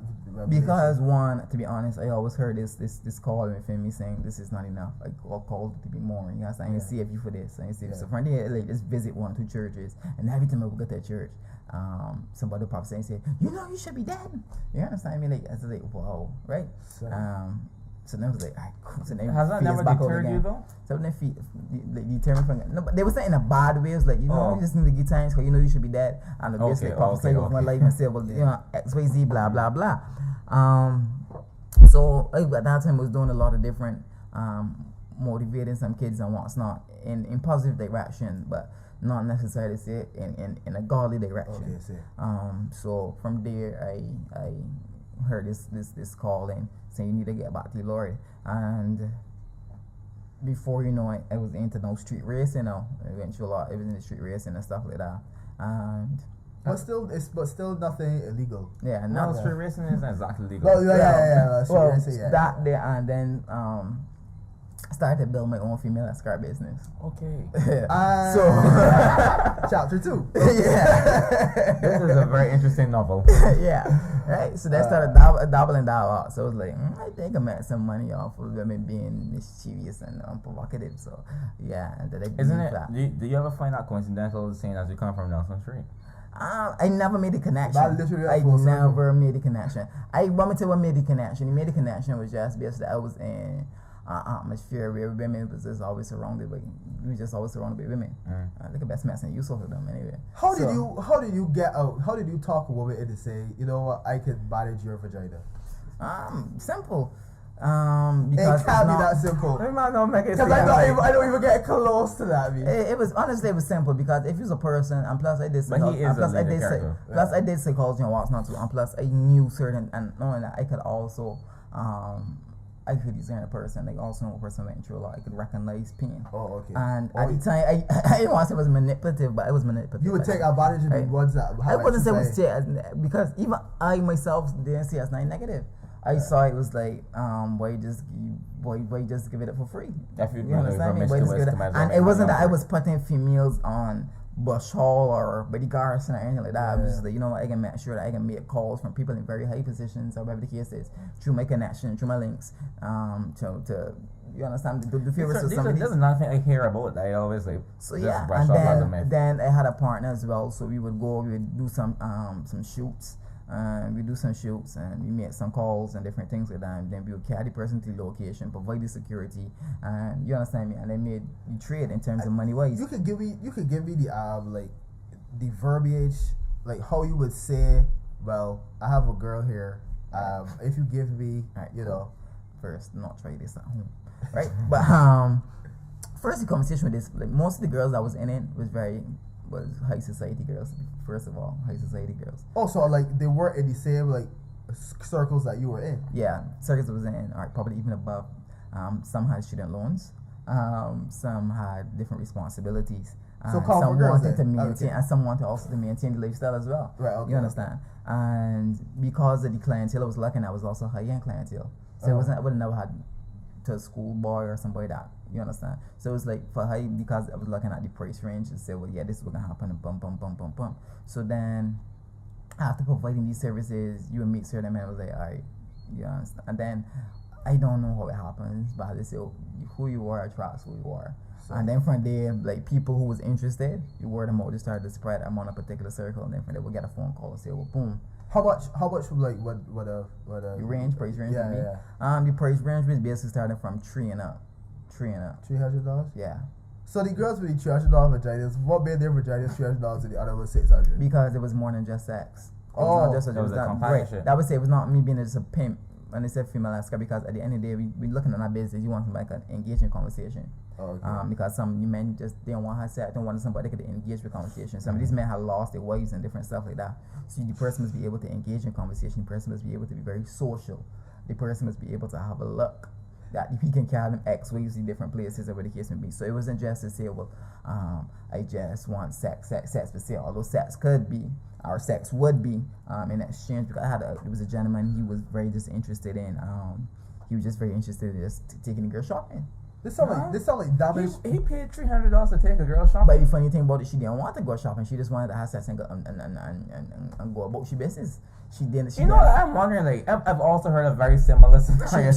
She wasn't interested in all of that because he was an older guy one, and she wasn't really into all of the. She was one of the cheaper ones. She was one of the cheapest ones. At the time too, and she had a kid and stuff like that. He wanted to buy stuff for her. So she wasn't like well kept or that, and she was just kind of. That's like, all he's saying. She needs was a cream, I think. She needs was a cream. I look at that low range ones. I'm guessing the low range was okay. But it's also I think the low range ones might be boring. The low range ones was for people who came from poverty-stricken environments and stuff like that. That was ratchet. For them was what we would call quote unquote ratchet at the time. Okay. But I'm thinking too that like it sounds to be like damaged people attracted damaged people, because you would have been somewhat. That's basically it. But right, and then you attracted these girls. You capitalized on their pain. These girls' pain. They capitalized on the men's pain. That's crazy. That is crazy. And that's the underworld right there. Do you know if it still goes on the way that it did? Of course it is. The thing what got me right, you never hear about these like certain girls that you hear like, oh well, she's Like escorts? Yeah, you hear about a lot of IG girls. Oh really? You not? Alright, we gotta talk about that off the podcast. Okay, for sure. cool. Yeah, Because but you know names like people that I know. Yep. Yeah. Yep.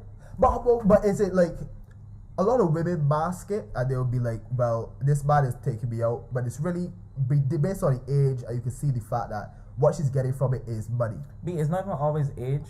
Like, it could be social brackets. Mm-hmm. And then like all of a sudden this girl is more popular and wearing better clothes. So So how much you would get from that? Like 50%? 30.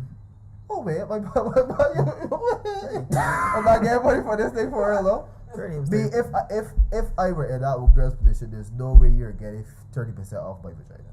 but I'm it's just not, saying that. I mean, he's the person that linked you to the correct clientele. Yeah, but The correct clientele. Yeah, and but then there's managers also will get 15%. the clientele, and then the security involved as well. Maybe security. Security involved. Somebody We're not just gonna put you on site and just leave you no security. So Oh, for you mean- instance, if oh. you went in, like for instance, there was a young lady. She went into the man's home, and outside there was security. So if she had heard any scream or if the case, you would have the gentleman would intervene. So with that 30%, I can eventually be able to cover the security part of it and the transportation part of it. Oh, so you kind of get that. You pay yourself, but pay the business as well. And, oh, you already got this thing. Down to a science. Yeah. Yeah, they say it was. So when I looked at it, I saw there was profit to be made of it. So it was just you, or it was like Zico's catering, like it was. I would never use my name for something like that. I don't know, like, but what is it like? It was It was a company name, right? So No, there wasn't any name like that. Just a I female. don't think there's a business to register. Right. I don't think. I it's see. a I hear I pay for business. I don't know. Are you advertising it with a logo or something like that? I don't. I start selling don't. pens that go like Zico's catering. So they were the same guy. It was just me and him basically partnering. Cause who let him know, but this is the plan, this is the vision, and we went in that direction. We eventually stopped. It got dangerous to a point where that we did a drop off, and she had her pimp with us, but she told us the pimp was her cousin. So we thought it was just a cousin for really long, not knowing that the cousin wasn't a cousin, but the cousin was a pimp. So she was like, "Where my money?" So it was like, "How money?" So then it was just this crazy thing. Then eventually it was like, you know what? Where it could have turned out nasty, where guns and stuff was involved. So it was like, all right, we just let this head drop for a little bit, and then I lost my phone with some contacts. And everything happens for a reason. And eventually, so that faded away. You ever sample your own supply? Well, you said that you were already a promiscuous fella anyway. If it's business, it's business. Yeah. If it's business, it's business. I get you. Okay. My ass if you ever sample. Yeah, but I go like 7 minutes, like, you know. I get you. Yeah. He's a man after all. So Right. So so that faded away. Right. It faded away, and then there, as I said, was into street racing. I got in a terrible accident. Car flipped through the air. Spin went through a metal pole. Car broke in half. My car seat broke in half.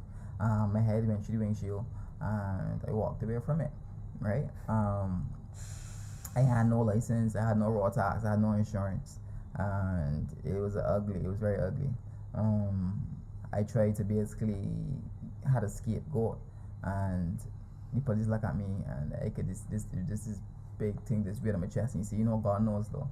And then when he told God knows, I was like, and the funny thing about it, he was like, I investigate accidents. This is basically like 15 to 16 years investigating accidents, and I never seen somebody walk away from it. I never came to take a statement because I thought the person would be dead. Yeah. Right? So, but he said, God knows. And when he said God knows, it's like, so like, well, you still lying, well, you don't gonna change, right? So it's like, are you confessing? It's like, I know, you understand? I was like, after all, look at you, you understand? So he confessed and everything, and I was like, all right. So he started to pray, and it was like a couple days, it was like 2 days before my birthday. So that was like wow. Like something like this is a vehicle. That's a sign. Yeah, this is a sign, right? Definitely. Then if it's uncomfortable calling inside of me, that's basically saying I save you not for this, your life not for this. There's a purpose. So then I was like, all right, you want me to church? Let me find a church. Right? Put me in the right environment. I didn't want I was still reading my Bible outside. I'm not going to church and what's not. You were just spiritual but not religious. Yeah, very, very spiritual but not religious. Even before he did crimes, it was praying to God and different stuff like that. And I remember I was at work now, and And by this time, just take a walk across the road. They been across the road. I saw two girls.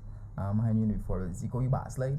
And I was like, not really, but what? So not really, right? Yeah. So that's like this church, you know what I'm saying? This church is challenged you spiritually, you know what I'm saying? Bum, bum, bum, I want place. So like, and my mind was like, never going back to church. But I was like, you remember we said tug up with name pyramid. So it was there, this was going on.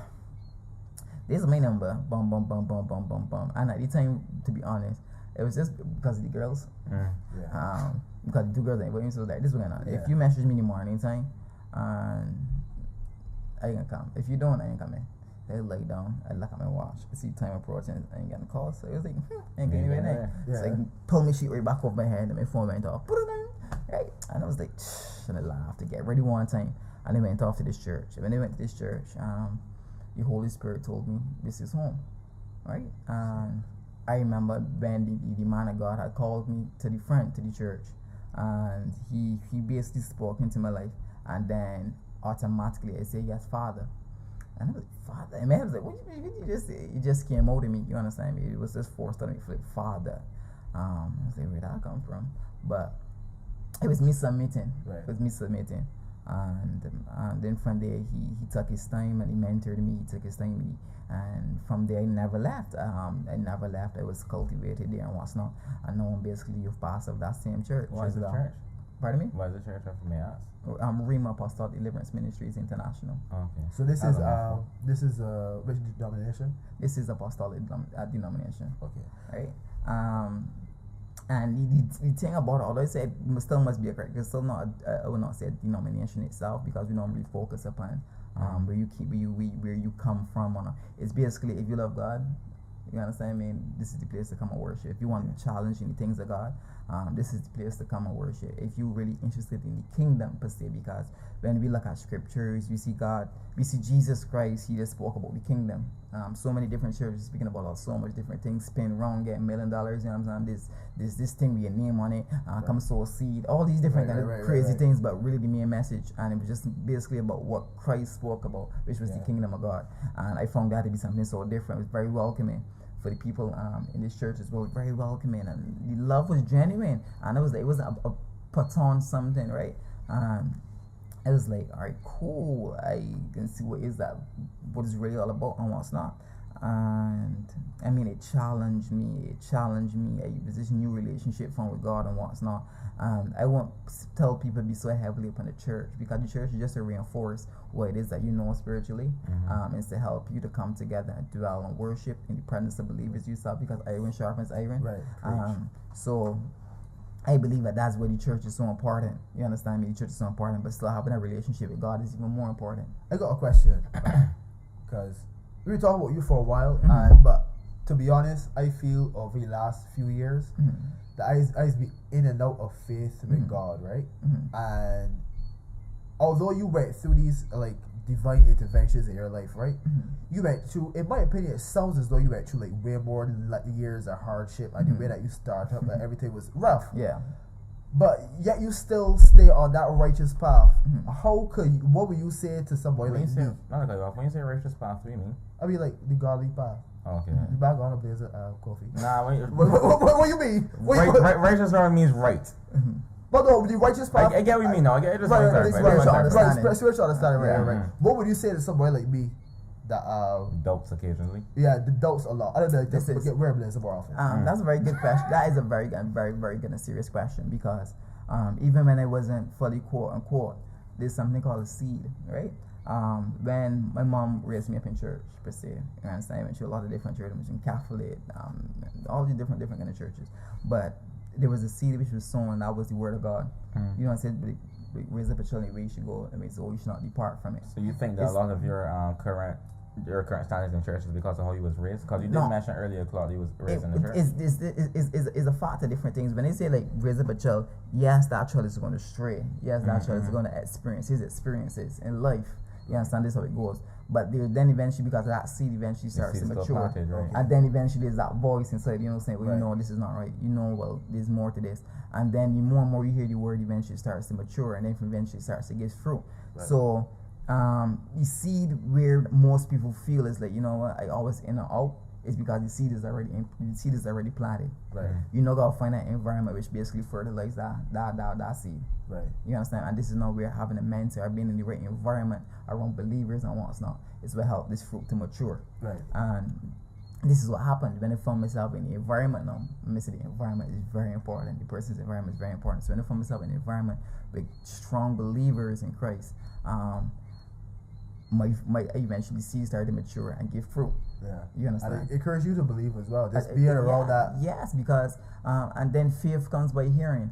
If you're outside the environment of believers, to be honest, it's very hard. There's so much distractions in today's world. There's social media, music, sounds. I mean, there's so much distractions, especially for young people as well. You understand me? Then there's clubs and trust me, I loved it all, right? And the things about it is when you're exposed to greater, you understand me? Eventually you start to drop lesser. It's like certain things you don't have the cravings for anymore. You understand me?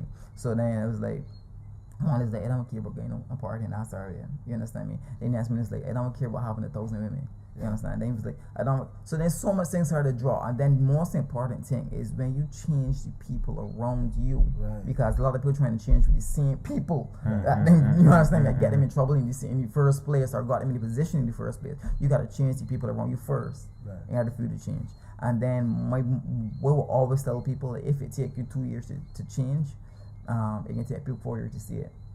You understand? Because some people know you change, but people still watching. When we're watching, they might not say anything, you might think they might take notice, but they say can notice it's like changes. You understand me? Yeah. So I had to make up my mind, like, if it take me 2 years, like, you gotta expect people 4 years for people to really accept that I made a change in life. And you never even know who you're inspiring, you understand me, by the life that you live. And because the way that I did it and stuff like that, these same people and same young people and stuff like that looked up and said, well, I also want to make a change too. I also want this. And if Zico could change, I could change as well. You understand me? And feel like, oh, that's an insult. But no, it's not an insult, because at the end of the day, if you understand how God works, sometimes God's got to make a person go through hardships, and God got you certain craziness in life so people can really like got something and say, well, whoa, I can relate to this situation, I can relate to this young man. Because when I was not entering, there was nobody for me to relate to. Right. I never saw somebody come out of the situation that I came out and had a zeal for God. You understand me? The shed. There's nobody for me to look to and see, or the bunny pulpit with earrings or tattoos on the hand. You understand me? So I was like, who for me? So it didn't seem realistic for somebody like me to make that change. And be a leader within the church, or even to be called a pastor within the church. So it's like, so for me now, understanding, well, since it was not a mentor, nobody for me to relate to, I gotta do it for the people who know to come. You understand me? So now, for people that are watching, I want to know personally, what is your spiritual like routine? Do you like wake up on mornings, and do you like do a routine where you like read the Bible, pray? What do you? The key for me is never make my routine. Right. So don't make it too religious. Yeah. Don't ever get made so religious and spiritual. Right. But never make it too religious is true. But for instance, mine's different because people go through different stages in their walk with God in terms of relationship. When I first came, it was just the Bible, everything was the Bible. I needed to know more, My thing is, I'm a seeker of knowledge, right? But now it's basically changed and I've gone into basically the origin of certain stuff, Christianity, Hebrew, Greek. So from there now, my learning basically changed. My strategy basically changed as well. So now I'm going into history as well too, I like that. right? And then because at the end of the day, if I'm gonna be in a faith, I must be willing to die for ways they believe in. You found any like solid evidence to show that Jesus walked the earth? Of course. The thing is about it, right? It's so much people debating and saying, oh, he was not real, he's a myth. It was talking about the stars and all of these different things like that. But when you do your research, there's so much evidence pointing that he was real. You understand? There's so much, even from the beginning. When you look at, all right, let's look at the beginning of the world, right? We will all say we came from the same place. Let me not start from Adam and Eve. This garden was cast up to the garden, and then slavery came into place, which was basically Egypt. Where's Egypt? Africa, right? All right, good, Africa. And then you hear scientists talk about the continental shift, where we was all one, but now this Pangea where everybody eventually spread it and became different continents and different things that people spread among the earth and what's not. And then when you start to read Bible, you start to understand, okay, and then we start to talk about different languages. You say people's trying to build a tower to reach heaven. Right. And what God did, God realized that as long as people come together, there's nothing at all upon this earth that they will not be able to accomplish or to achieve. So he came down and he confused them. This when different languages came into play. Right? I'm so glad you're wording this the way you're wording it. Nah, seriously, I had a conversation the other day about how like you're pretty much talking about the Bible the same way I see it. Mm-hmm. Like people think everything is literal. Yeah. Which is what confuses people. Which is what make people doubt. People think that 2 angels came down and raped Lot's daughters, which it cannot work like that because we're thinking about it from our 2017 perspective. But that's what you got to bring. So then this read knowledge and history is very important as well too, right? So then you understand now the different parts. You understand now you first man was actually a black man. 2 blacks could create a white, but 2 whites cannot create a black. Right. You understand me? So you sort of understand stuff like this, you know. So you sort of understand like when people started to migrate to the cold, the nose becoming more slender, so it would be less oxygen to the brain to cool down. When people know in Africa, the nose became so broad to cool down the mind as well, right? So you start to understand different stuff like that, and then you start to read the Bible, and it was like there's so much different connections. You know, like you know, starting to see a timeline. A timeline. We talk about the whites versus blacks, but blacks was the first people to start to enslave anybody. You understand? The blacks was the first people to start to enslave anybody, just that the whites came and perfected what the blacks was doing, right? So you basically now starting to see a picture, a whole stuff is starting to develop, and you understand why Christ had to come, because Christ was basically the second Adam. He was basically trying to be surely perfected. Nah, I appreciate everything he is saying right now. You heard it before? Yeah. He's talking about the Bible the same way how me and my dad is a bishop, by the way. How me and my dad would talk about it. And I had a conversation with one of our viewers the other day. I can never convince somebody to see it not literal, to not look at it literal. Yeah. But you're doing a very good job with the text. I am just going to link this so people know. Jesus is second Adam. Yeah, because Adam is not necessarily the first man. He was the first perfect man. Hence the first Adam. So I just had a bunch of disabled people. Like for instance, right, the first what we call Adam and Eve, right? Right? Death was not in the picture. Sickness was not in the picture. So he was perfect. In the eyes of God and everything, he was perfect. When God created everything, was perfect. Before the fall of man, when sin was introduced, death was introduced, sickness was introduced. Disobedience basically birth, sickness and death and plagues and all of these things we see today. Because so why the world's evil is because we made it this way. You understand me? That's like we give you a crayon and a book, and then you like, so why this page gotta be so nasty? Because you basically scrolled at the page, right? So then what he had to do in order to give us a second chance, which is basically redemption and salvation, is basically put himself into a human vessel to go through the same temptations and struggles that we go through day to day, which now he became what we call the second Adam, right? A perfection, which he was a man who knew sin but did no sin. You understand me? He himself was also tempted, and he basically paved the way for us as well. He basically paid the price, so we can have a second chance of a salvation, because he knew that we will sin by default, because we were born into sin, so naturally we will sin. You understand? Our environment became sin, so naturally we would be in sin. So he basically became the sacrificial lamb, so we could basically call upon him and say, God, sincerely accept that you are Christ, accept that you be our Lord as well, and we know we can't do this without you. So this is where now being born again comes into the picture, and the role that Christ basically played for us as well. And I also looked at it this way too as well. I also listen, say we live to 60 years. I'd rather party, drink, do all of these things and live an average to 60 years old and burn for all eternity, or to say, you know what, let me do with this book that kind of makes sense from the beginning of time, and live for all eternity. It's rather be safe than sorry. So what you want to do, you rather gamble upon eternity, you understand me? And you can feel it within your heart that you know you were created for something. Imagine if we came upon this earth, right, and we were just to live to die. Life would be meaningless. Life would be meaningless. If you know we put this earth to do a purpose, me changing for the better to help someone gives me now like I understand why it was a life now. You understand? I understand what it's like. You having an urge either for music or you having an urge for media, you would say, well, I know I need to touch and educate people. No, you have a purpose. So you see how it starts to work now. How everything is starting to work hand in hand. if you had no reason for life at all, you wouldn't even have a desire or urge for having a purpose. Okay, so I mean we gotta finish up now, right? But I want you to leave us with something. What you would say is like the main principles, any basics. What's something that you could leave us with that would be like food for thought for life? What would you say? I will basically say this: be true to who you are. Do not let a title, do not let what your parents think or what society thinks define you as who you are. Allow yourself to make mistakes. The biggest mistake you can make in life is being scared to make a mistake. I made a lot of mistakes, and because of that, I'm thankful, because it basically pushed me the direction I am today, and it can help someone else as well. So we must embrace our mistakes in life and learn from them. I believe that the best thing you could do for anybody is to try to make them awake and conscious of their own self. As long as you can master your own self and master your own mind, there's nothing you cannot achieve upon this earth.